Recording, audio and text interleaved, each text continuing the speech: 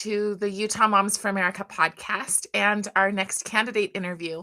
I'm really excited to bring on the former mayor of Provo, and that is Michelle Kaufusi. The way that I'm doing this is I'm going to ask people the exact same questions, any candidate, because I want to be as fair as possible. At Moms for America, we are a 501c3, so we do not endorse. We just want to make sure that you are empowered to make the best decisions for yourself. We understand that not everyone can make the trek out to some of these meet and greets, and I know they try to be accommodating, but sometimes it just doesn't work. We want to make sure that before people go and make a vote, they've got as much information on the candidate as possible. So, Michelle, I'm so glad that you're here. Thank you for joining me today. Well, thank you for having me. And I was out in the yard, and so here I am, everyone. I came sprinting in. I love it. I love it when politicians are attainable and down to earth, because elitism can be a real issue. Hi, this is me. You get what you get. The motto of our family was you get what you get and you don't throw a fit. That was my mom motto with all my huge family of kids. And how many do you have? I had 5 kids, and then we took in my husband is Polynesian, he's Tongan, and when I married him, his mother had an aneurysm and had me come and take custody of his youngest brother. So he's the oldest of 10. Oh, wow. So we say 6, cute little Jason. And, wow. But yeah, so fun, and you get what you get and you don't throw a fit. Right. Which that'll be an interesting one to get to, because in today's culture, there's a lot of fit throwing. So. There is. And I don't like it one bit, by the way. So my first question, I know that you were just recently the mayor of Provo, and that you did not get reelected in that seat. What in the world made you jump right back in? I know. What is wrong with me? I ask myself that question sometimes. And a lot of folks forget that prior to being the mayor for almost a decade, because I came in on a special election, and the first woman mayor in Provo, this is my hometown, so it was a little bit of wow, here we go. I literally had a 72-year-old man do a write-in ballot when I first ran because he didn't think Provo was ready for a woman mayor. Isn't that hilarious? It's hilarious. I love that old man. But anyways, prior to that, I was on the school board for 7 years. So holding elected office, like worked my way up down through the trenches, room mom and volunteering at refugees that were coming in. And I mean, my husband says I walk around with a thing that says, we'll work for free. And I do. And I decided he is right, because I've been offered other jobs. After I lost the mayoral election, I had job offers flowing in. And I'm just thinking, that doesn't sound like fun. And my husband said, because they're going to pay you. That's why it sounds like fun. But after I lost by just a couple of hundred votes, I was just so sad. And literally within 2 hours, my phone just started blowing up, and 2 folks came to my door that if I said their names, you would know them, and said, listen, we're glad you lost because we need you to come and run the county now. Come on, come and run the county and do what you did in Provo and when you were on the school board, and let's now bring that institutional knowledge and bring it to the stage. Let's take it to the county and lift 26 cities instead of 1. And I told them, I'm still sad. It's only been 2 hours. Right. And he said, well, you don't have time to be sad, because filing day is January 2nd.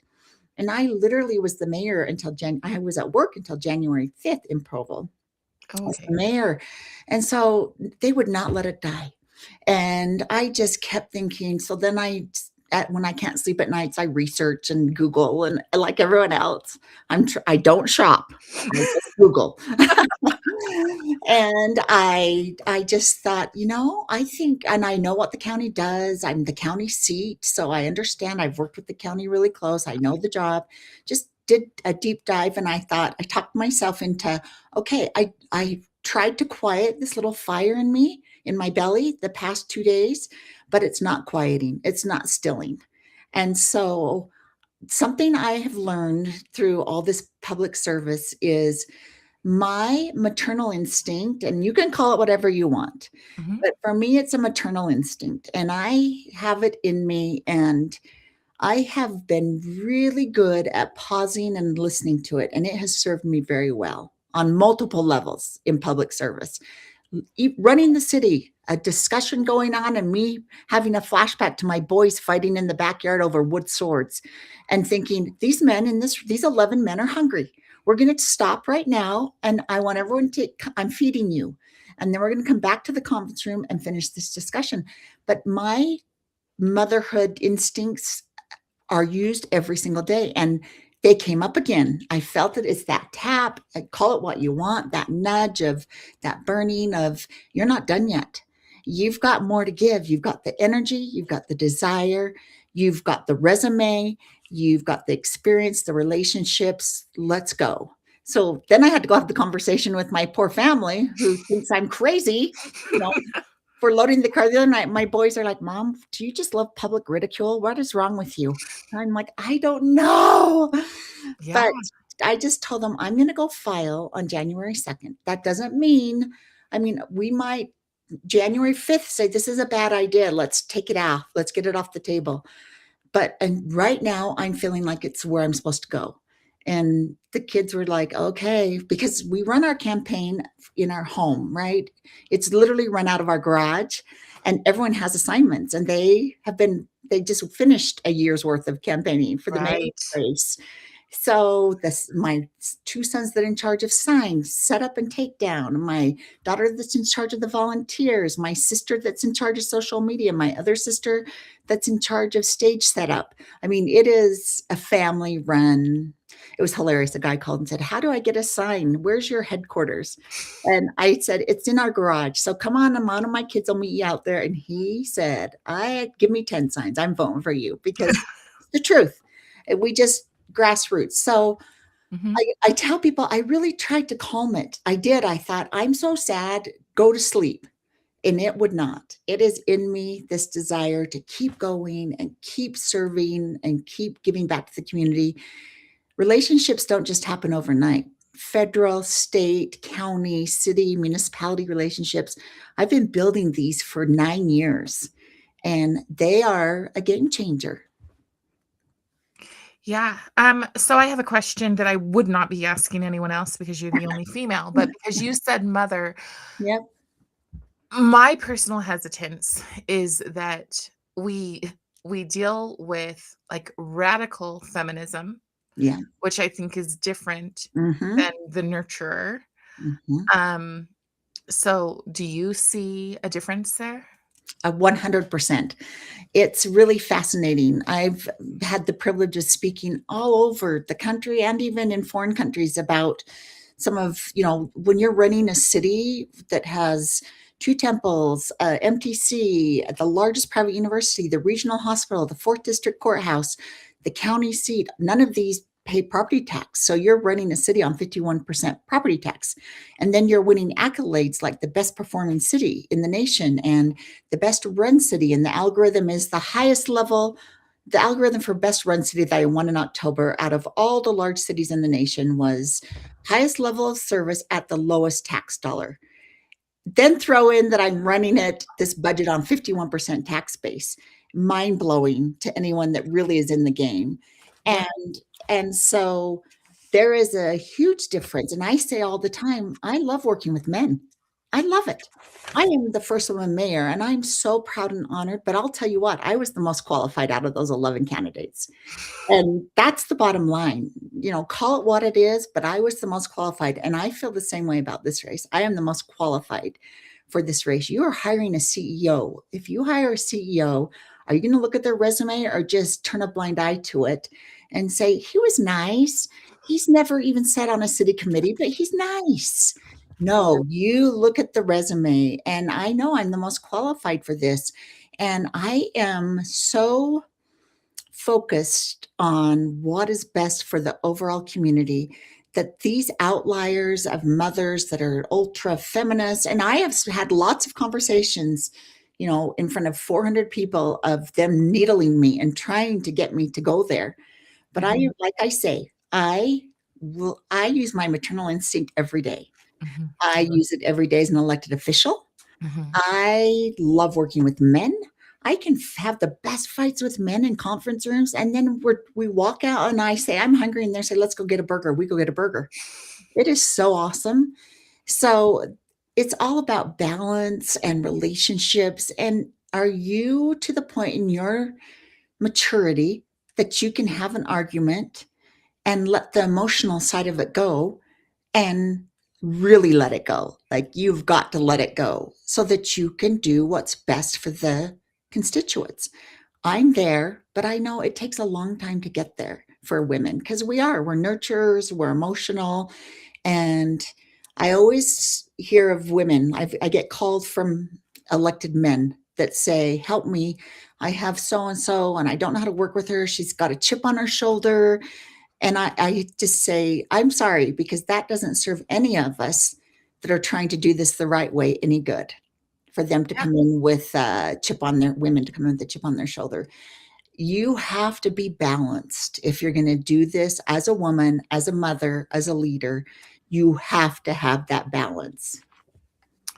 I appreciate that because that does become a massive concern in today's society It of does. just people who are just that chip on the shoulder. I And know. and and I'm like, your job, I would hope, is to Ah, serve."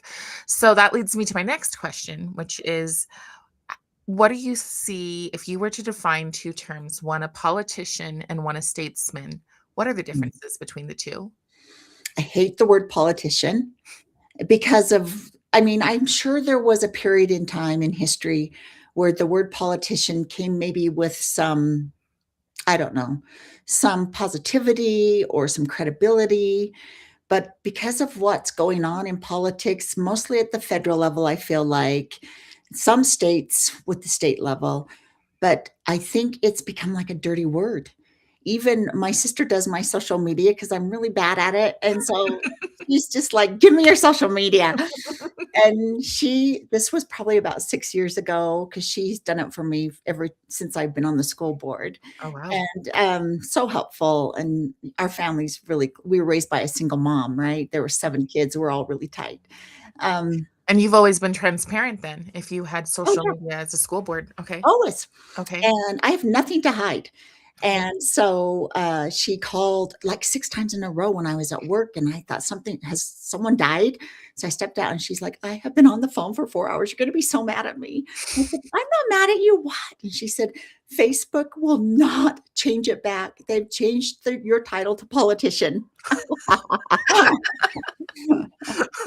And she knew I was gonna, I don't love it. It just comes with too much bleh right now, which is sad because some of us are doing it for the right reasons. We will work for free because that's where we are, that's where our hearts are. But the majority of the group has made us all had that word kind of have some ick feeling to it. And I don't love that. Okay, so you just said that the majority and the ick feeling. The other day I was talking to someone and they said, your organization would probably grow a lot faster if you would drop the term conservative.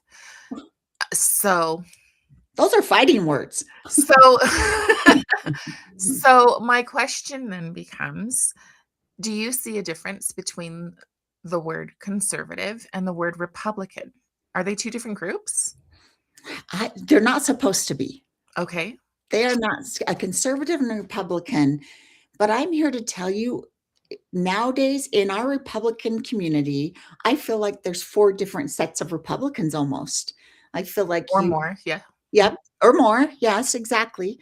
You have the moderate Republican and then just slice and go a little bit all the way to the far right that probably isn't healthy to be that, that's where we're holding guns and standing at our driveways. That's probably not healthy either. But our Republican Party, I remember when it used to be so cohesive and we were all together and on the same platform. But even just in this race, talking to different delegates, them introducing themselves as, "I consider myself a moderate." I'd say, Mhm. "Okay, great. So tell me what defines you as a moderate Republican." And I'm telling you, the definitions that are coming at me are are really fascinating. And again, this is all under our umbrella, our Republican umbrella right now. So I'm learning so much. I mean, Do you I think it's true though, or do we have an issue with infiltration? I think we have an issue with infiltration, especially in Utah. I mean, think about it. If your vote, if you want it to count, you've got to have an R by your name so you can even vote. I feel like there has been significant infiltration. And it's hard because when it does happen, those of us that have been in the party forever and are strong conservatives and Republicans, it makes us angry. I literally told a group of delegates, probably it was at Mountain View High School, we had an event. I said, "Why are you guys all coming at me so mad?" It seemed like everyone that day was just mad at the world. I said, "I just want to have, you're here to get to know me and have a conversation. Everyone's so aggressive. I'm going to go home and be up all night stressed about this." And they just said, because we don't trust government, we feel like our party's being weakened by Let's be infiltration. real, they hate Donald Trump. Some of them did. That's usually what the issue is. Yeah. If you can get them there to say that. Right. The reason that I say that is because he will not be the president in 2 years, No, and it's he very 24 well may months. be neutered at the midterms. Yeah, it's literally 24 months. Yeah. So, So then it I comes down to principles. mhm. What are your guiding principles? So these are my guiding principles. They're not fancy. And I have listened to some politicians like quote the Constitution and different bills of right and things like that. That's not me. Okay. This is how I do it. And I've been doing it my whole life this way. When I make a decision, my first thought is this: am I going to be glad I made this decision when I look back in 30 years? My second thought is this: I take care of 3 widows that live around me right now. I was born and raised in Provo, then left for a while, and we've lived here in this home now 28 years. Is this going to impact them in the wallet? Because they are all 3 on fixed incomes. I think of that. And then my third one is liberty. Is this going to take away any of our liberties that we are gifted from our founding fathers? And then the next one is my grandchildren and great grandchildren. Is this going to make their life better? So those Mm. are my 4 that I put up on. I push myself to there every time. And if there's even a pause or a question on one of them, I pause until I can answer those. But that's the 4 judgments I go over. Okay, I'm gonna ask you the hard one that people have brought to me. But when you were in office in Provo, Uh-huh. I've heard that pride became a bigger focus.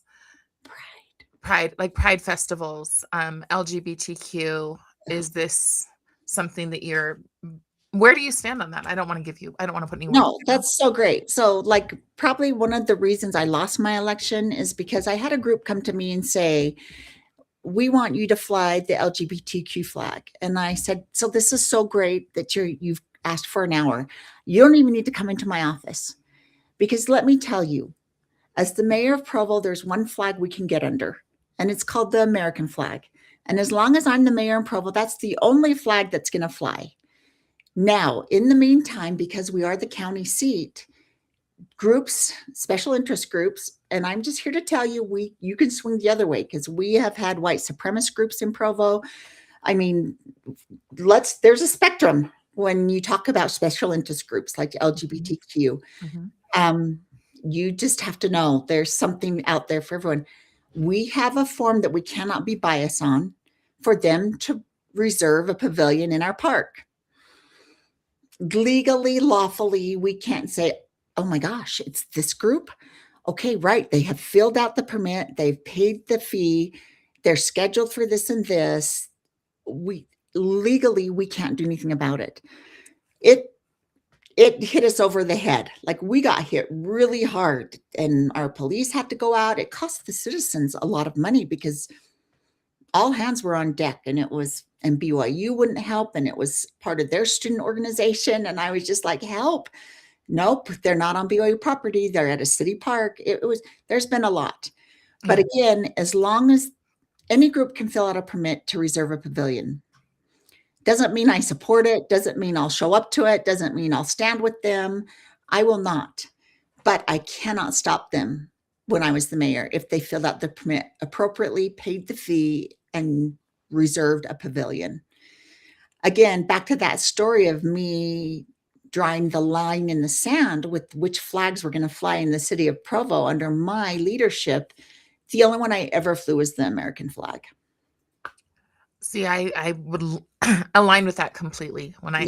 When I look at the American flag and we say the Pledge of Allegiance, and Yeah. I worked for a charter school that sings 2 verses of the national anthem, I right? love it. And it's just that, uh, liberty and justice for all. For all. It includes you. And that's what I try and tell these special interest groups when they would come in and meet with me. They would be like, "Can you endorse this? Will you stand with us?" I'm like, "I don't need to. You're already in the group. You're included. It's justice for all." Yeah, that comes down to, being asked to focus on specific groups, Mm. which I think can also happen with, like, racial prioritizing. So, let's talk about equity. What are your thoughts Yeah. on that? I love this because it was so funny being because a lot of people don't know that I married an immigrant. They Well, I see mean, with me. Kaufusi, Yeah, you're something. right? And I'm thinking, people, my boys have curlier hair than yours, by the way. I mean, these are my babies Yeah, and they don't look anything like me, but they're my babies. right. And I married an immigrant who came to America with his family and carried a green card forever until finally I said, "Steve, let's, for Pete's sakes, your whole family has their citizenship. You're the oldest. Why don't you?" We did the process. We set the 1 30-minute meeting you cannot miss that you set a year out. I mean, I have done the immigration process with my husband, and he is a legal citizen now, and have the picture of him where he got to vote for his first time with his little "I voted" sticker. He was so proud, crying. He's maybe big in Tongan, but he's a crybaby, sobbing. And I'll tell you what, he takes his voting, he studies every candidate. He gets on the kids to vote. He has a meeting with all of us where he updates us on what's going on in the races because he values his right to vote. And equity, it's so funny when people say, "You are so white and so this and so that." And I'm just like, stop, stop. You're talking to the wrong mayor, the wrong person. Go talk to someone that doesn't eat, drink, sleep, and live it every day, because I do. Yeah. I get it. I get it. What is it that you get? So what I'm trying to figure out is where you stand on equity. Do you support these equity measures? Do you No. Okay. So another this is the best part about this office is I'm the only one running that has a track record, that Okay. has a voting record, that you can go and you can there's a ton of stuff on me, and it's I'm transparent. You show me. Did the mayor put in any DEI groups when that was a thing? No. Did the mayor veto the mask mandate? Yes. Did the mayor, I mean, I have the voting record and the decision making that nobody else has in this race. And I just remember being so pressed by certain people saying, "You've got to do a DEI, you've got to do this, you've got to do that." And I kept saying, "You know what? Let's let these other groups roll out, and then I'll meet with them and see what BYU decided to do, and University of Utah and Utah Valley. Let's see what programs they come up with." And here we are today. And I just think that was another instinct of hold. That's something I wish women would respect more because we have it in us. This, Instinctive hold, is that what this, you said? and pause is another way I talk about it. Okay. Don't be afraid to pause.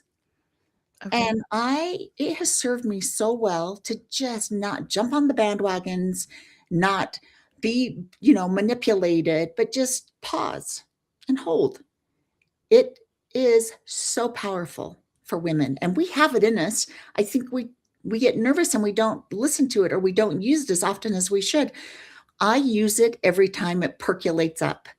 And this was one of those experiences when everyone was pressuring to do DI groups and big Juneteenth activities, and you don't get it because you're not ethnic, and That's all okay. They the tell me I don't get it either, and I isn't that so funny? Anyway, this is my son, this is my husband, this is all the things, and Yeah. more than anything, we live it. We eat, drink, and sleep it every day, and I'm telling you, by hitting the pause on those decisions that were being, like, just pounded down my throat at the time, I'm so glad we paused, because look where we are today.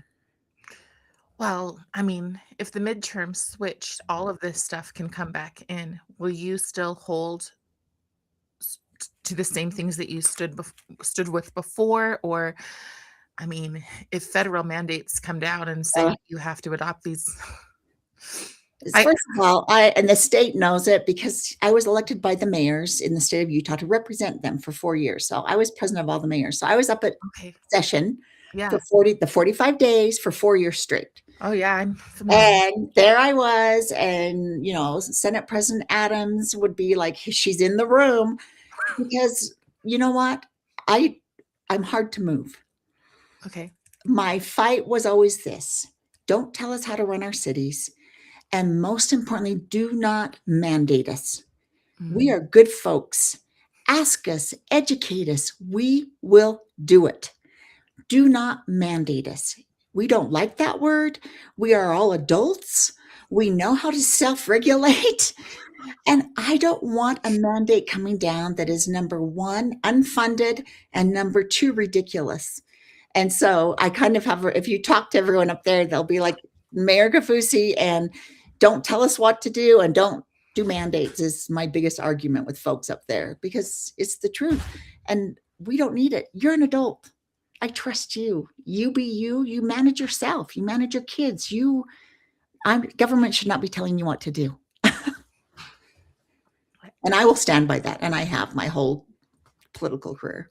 this is one of those places where I try to go, okay, don't give an opinion. Just just Just hold, count, exercise the hold, exercise the pause. pause. Yeah, the pause. Um, how do you navigate a deeply polarized constituency? It's so hard.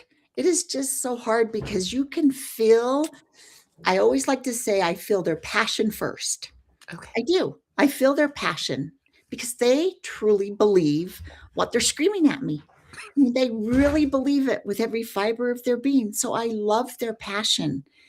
I just feel like, in my position of being a bridge builder and bringing people together around the table and making everything collaborative, I'm telling you, if you don't do that, you don't get anything done. We've seen it in the federal government. You have to be able to value them and their opinion. You don't have to agree with, I'm not saying agree with it at all, but you have to let them feel heard and come to the table. And then you do your part. But listening first is always right out of the gate. Sit and listen and let them feel that they've been able to vent to me and tell me. Folks have a lot of passion right now, and it's on fire, and you just have to take it. Well, I And admire that I will say that I do. I admire that you have love because I find it exhausting. You know, sometimes I'm just like, everything that you just said was so hateful, but you're calling me hateful. I know, isn't it crazy? And my little brain inside is saying, what? They don't know what they're talking about, or that's not nice. That comes to my mind a lot, is that's not nice. Right. Be kind. Just at least. So I've had to, like, literally train my brain to think they have a lot of passion for this instead of a lot of hate, because I used to say hate in my mind, anger. I used to use Yeah. words like that. And I have had to retrain my brain to use the word passion. They're very passionate about this topic or this subject. I And it's, often say miseducated.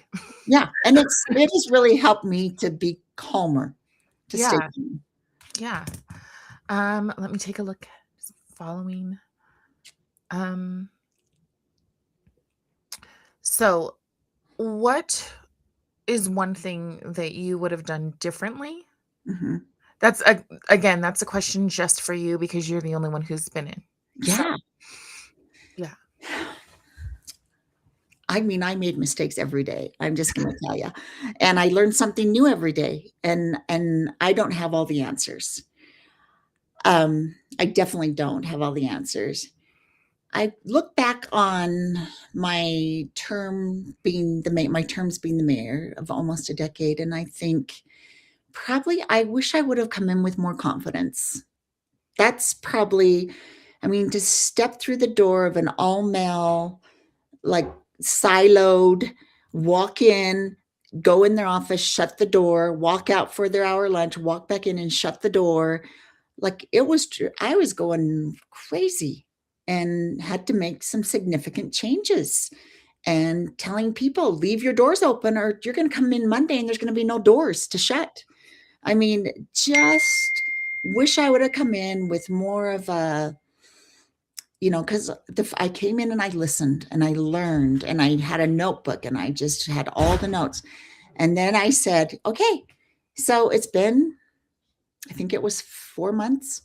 And I've been listening to all of you and I've met with you all one-on-one. This is the directors, the chiefs of police, chief fire chief. I'm now going to start making some decisions. And I don't know why I felt like I had to wait so long, but I did. And I think it was a little bit of, imposter syndrome, just because there had never, and everyone Never been a just, woman. and they kept reminding me of it every day. Those Okay. men. They just kept bringing it up. We've never had a woman in the office. We don't even know what to do. We've never had a woman in the office. And me just like, oh, I think that fed into insecurities of my own. And so then I became like a little bit self-conscious of I can't screw it up. And I was hard on myself, right? Really hard on myself. And I wish I hadn't.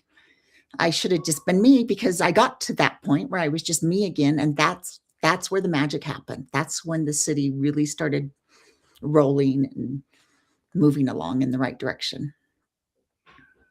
We say something at Moms for America that the hand that rocks the cradle shapes the world. And I I think we need love to that. remember it's both directions, though. Mhm. You can shape the world for bad or you can shape it for good. And I'm very, very hesitant. I think, like I said before, I think a lot of women, when they get into office, Mhm. it's about ego. And uh, I don't get that vibe from you. So, It um, was actually opposite, and I felt exactly opposite. And I and then, you can tell that you were a mom. yeah, You were a mom in there doing mom things, yeah. and you know what? That's not a bad thing. It's not, and I'm so proud of it, and I mean, the best job I ever had was being a mom. It's my favorite job. I love it. I'm still a mom. Now I'm a Grammy of 8 little grandkids that are perfect. Oh, how Their fun. parents are horrible, but the kids are perfect. Okay, last one is just anything else that you want to cover? Anything else you wanna say? Just that I hope folks will give me the chance. I think if you get to know me, if you look at my track record, if you talk to my fellow employees, even last week, our cute little garbage man came and got out of the truck and asked if he could give me a hug because he's missed me and the city misses me. I mean, just I again, I was born in a really unique situation in Provo, and it really shaped me. My husband, I mean, my father was not a in Provo, right? In the Yeah. 60s and early 70s. When everything was perfect? Yeah, I thought everyone's dad was either a BYU professor or a doctor, and then my dad was getting handcuffed for abuse and drinking, and he was an alcoholic and arrested and put in jail. And my mom finally got brave enough and got the divorce and had to start working the graveyard 7 to 7. All of us kids, by the time we were 12, we were working. We were full on working jobs. I was scrubbing houses, bathrooms, toilets. I lied about my first job. I mean, I'm tall. I don't know. Have you met me in person yet? I'm really tall. No, I don't think we have met. Oh my Yeah. gosh, you'll die. So I left 6th grade normal size and came back to 7th grade full grown, like 5'10". So that was fun. But I looked older. I mean, I looked older than my teachers with my height and lied about my first job at 15 years old because my mom needed snow tires. And I heard her crying one night. Oh, wow. And so all these things, and it's going to make me cry, but all these things have shaped me. And I think that's one reason why I'm so grounded and rooted is I've never had it easy. Nothing's ever come easy to me. And then I married the cutest immigrant, right? That was fun, and we love each other, and we've had this wonderful 38-year marriage. And but again, it's not easy to marry someone from a foreign country, and all these things. Hard work doesn't scare me, and my track record shows that. I am really good at just putting my head down and working.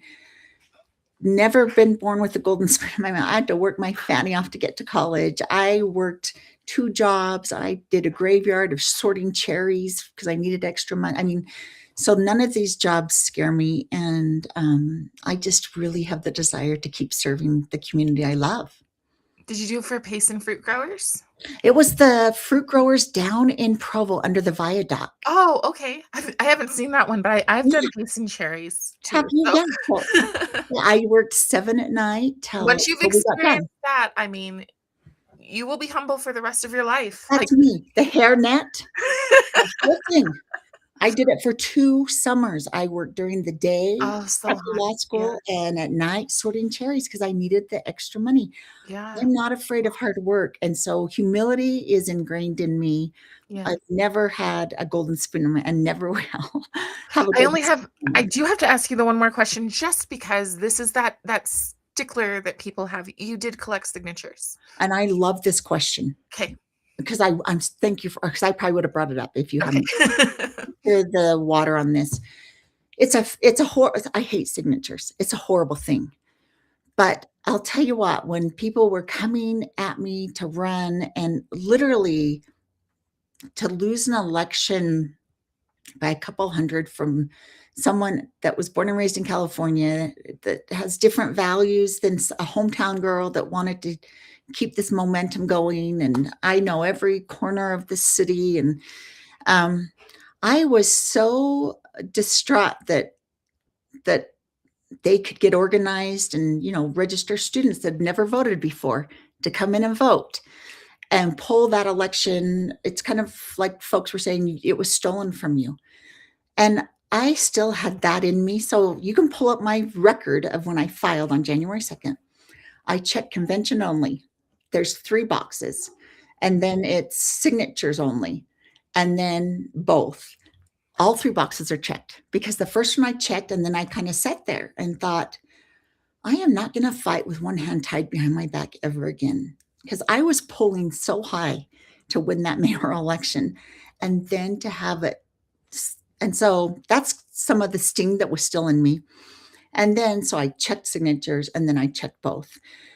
The bottom line is this: regardless if I got the signatures or not, I'm the vice chair for my precinct. My husband, we've been delegates we believe in the system. We know that it works. We believe in the Republican Party.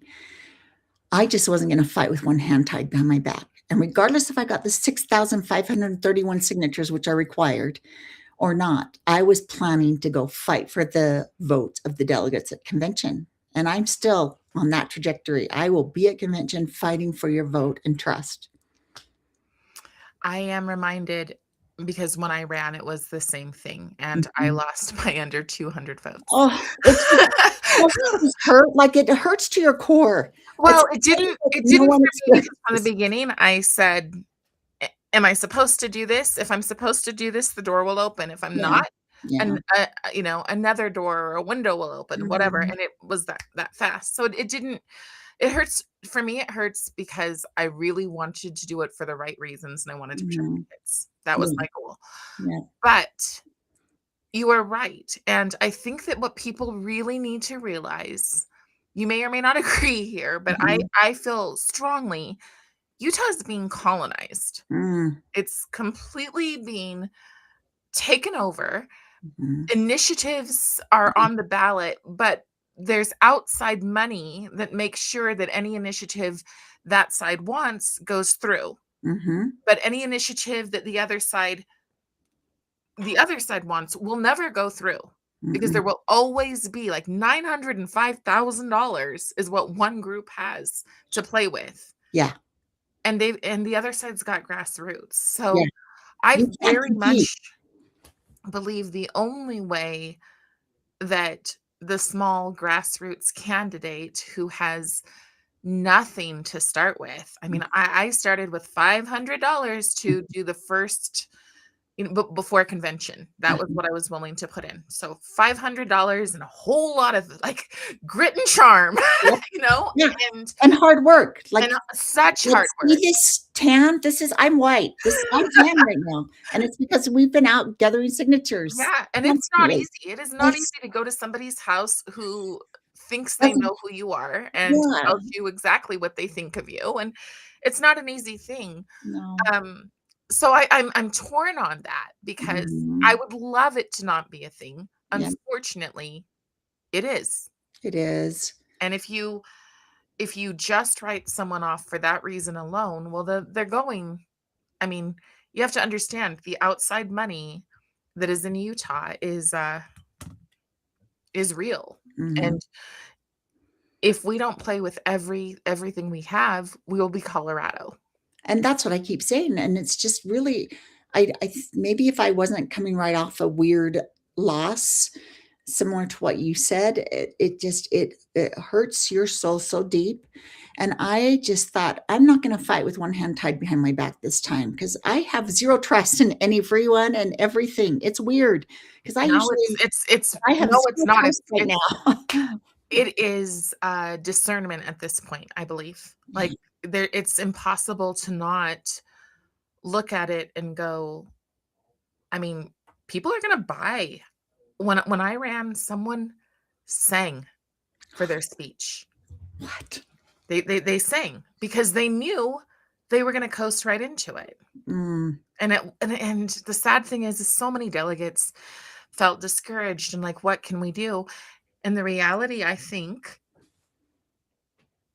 and and I feel this way for anyone, but mhm. the reality, I think, is that if you want it, you better fight Yep. like holy heck. Mm. The Mormon way of saying it. Yeah, But fight, you better fight for it yeah. because that's where we're at. I keep telling all my neighbors and friends, "You better wake up," because even last night at an event, people were like, "We can't believe you lost. We didn't even vote because we didn't think anyone would even run against you." And I'm telling everyone, the apathy has got to stop, or we're going to wake up and it's going to be a nightmare. We're going to lose our state. Yes. Have got to wake up and know that this big beast has rolled into Utah, and we have got to get the right people in the places that will hold the line. No, I do not disagree with that. Yeah. Michelle, I've really appreciated talking to Oh, you. you've been This so great. This has been such a great break from out in the Good. backyard weeding dandelions. It's an easier way to do it. We'll let your people who aren't, running in the same thing, and also the people running in the same thing, let them know that I'm here. Like this is my life until, well, it'll be my life all the way through midterms. Oh, So I I love just it. want to get as many people out there and make sure that people are informed and they Yeah, understand. And yeah, again, we may be as principled and mhm, idealistic as possible, yeah, but it is true. You are fighting with a hand tied mhm, behind your back. You're fighting people. Our students are learning either to be activist or apathetic. yep. I didn't And like either of those. and the other side, the left, is going into schools and registering Yep. these kids to vote. Hyatt just stole my election down here in Provo. Yeah, it is. I saw it yesterday. I saw somebody post registering all of these kids out in Granger, Oh, and you're like, how? yeah. If we were to say, "Hey, we'd love to come out and speak to the kids," they'd say, "No, you're political." Yeah, you And can't come. You cannot come. yeah, it's crazy. So It's weird, but it's a fight, and I'm very much awake to it yeah. and aware of it, and that played into my decision to run as well. And the signature piece is just that. I am not going to fight with one hand tied behind my back. I'm in this to hold the Republican line and hold my Republican standards at the highest of high. Okay, I guess, and I am keeping you over the other person, so I don't want to do that. But the so if you had the ability to get rid of SB 54, that's a no brainer. Yeah, I think if it weren't an option, then I love that too, because it kind of equals the playing field, and I think it makes everyone take pause. and think before they vote, because that would make it different as well. But Yeah, having an option makes it different too. So, I mean, even folks like Phil Lyman, who badmouth signatures, the loudest of all people I think I've heard in a decade, is now getting signatures. yeah, So, I don't know. yeah. I think I'm just in a unique situation of coming off my election and still sad. And just, I don't know. It's PTSD. I got to get over it. No, I mean, no, you don't, because sometimes when the bad thing happens, it puts more fire into you to I've fight. got the fire. Oh, yeah. The fire is Exactly. lit. And it also wakes you up Yeah. because Yuri Bezmenov talks about how we get demoralized. Yeah. And when you get demoralized, you get to the point where it doesn't matter if the truth is in front of your face, you won't do anything about it. No, you go into the fetal position, because you know what? There were moments that I thought, leave me alone. I want to go curl up on my couch and cry for a month. Yeah. And they were like, no, get up. You don't have time. We need you. You've got too much institutional knowledge. Let's go. Thank heavens, because I'm in it now and I'm feeling it's where I'm supposed to be. Well, Michelle, thank you so much. This Sorry, I will get teary eyed. What a wimp. I'm looking at my eyes thinking, I told you that's my kind of oh, thing. I like to bring out I yeah. like to bring out a person's well, I talk to a lot of people who are dissidents. Um, and that means that they're some of the most hated people, Hmm. And so bringing out their human side is something that Mhm. I love and I'm good at. So You're good at it, girl. so this will close down and then it'll give me like 5 viral clips and I'll send them over to you and you're welcome to send them to your sister to I post. will send them to my sister because it's a family-run grassroots campaign. Yes, I love it. Have a great day. Thank you so Bye-bye. much. I Thank appreciate you. you. Bye-bye.